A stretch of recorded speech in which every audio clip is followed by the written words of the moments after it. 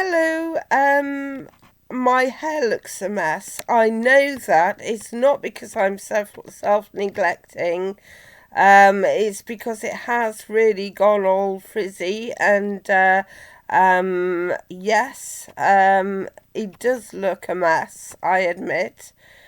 I want to tell you that I'm pleased that Silken Feathers Asimov's Dream EP, which also includes a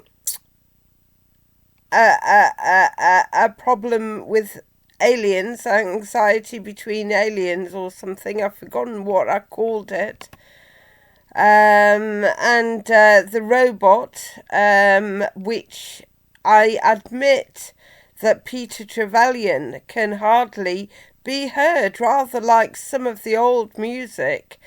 You may have hearing difficulties. You may falsely think you have hearing difficulties, or you may not be able to pick up all the words.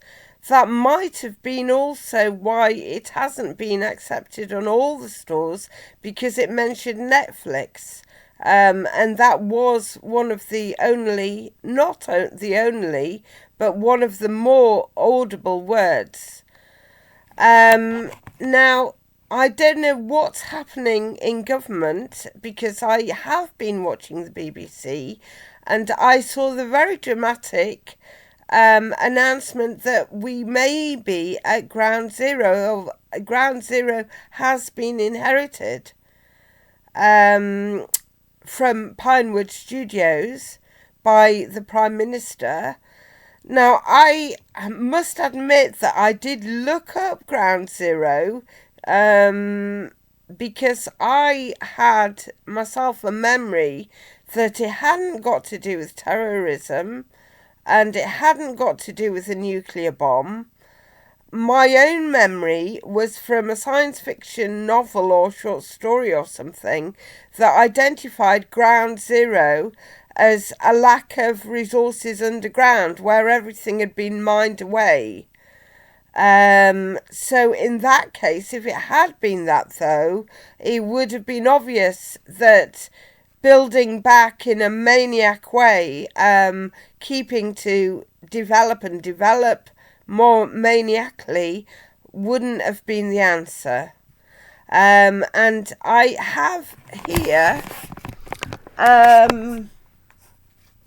a New Scientist magazine, which I did dare open, and which does identify that actually mining might have to be a consideration, as even moons do potentially have some magnetic effect, according to NASA, on seas.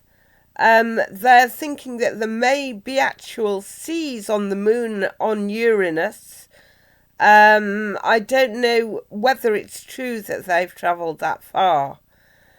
But certainly our own moon, I think, has certainly effects, according to primary school teaching, on the tides.